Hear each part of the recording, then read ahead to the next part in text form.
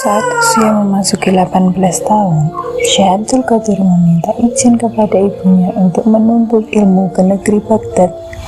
Ibunya tidak menghalang-halangi cita-cita Abdul Qadir meskipun ia merasa berat melepaskannya.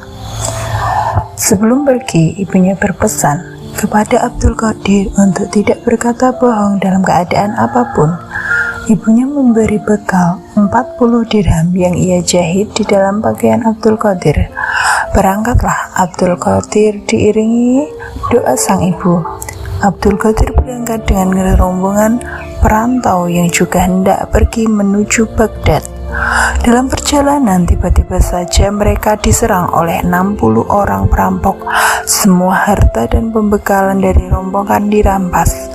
Namun anehnya, para perampok itu tidak mempedulikan keberadaan Abdul Qadir karena mereka menyangka bahwa Abdul Qadir tidak memiliki apa-apa. Salah seorang perampok kemudian bertanya kepada Abdul Qadir, "Apa kamu memiliki sesuatu?"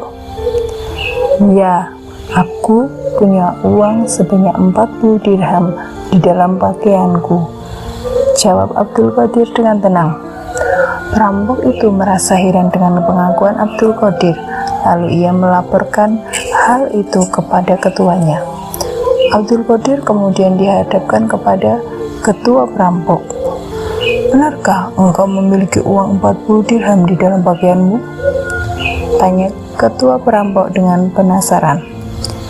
"Ya," jawab Abdul Qadir dengan singkat.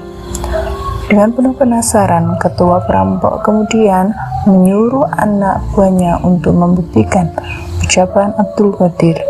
Lalu disobeknya pakaian Abdul Qadir dan ternyata uang itu memang ada di dalamnya.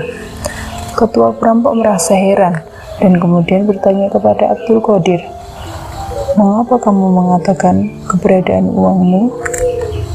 Apakah kamu tidak takut uangmu itu kami rampas?"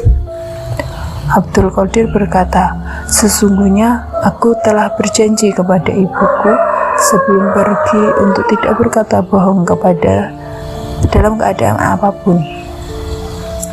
Mendengar alasan yang diungkapkan oleh Abdul Qadir, tiba-tiba saja ketua perampok menangis. Ia merasa malu karena selama hidupnya senantiasa melanggar perintah Allah. Padahal Abdul Qadir yang jauh lebih muda darinya tidak mengingkari kata-kata ibunya. Akhirnya ketua perampok itu bersumpah tidak akan merampok lagi. Ia bertobat di hadapan Abdul Qadir, diikuti oleh pengikut-pengikutnya.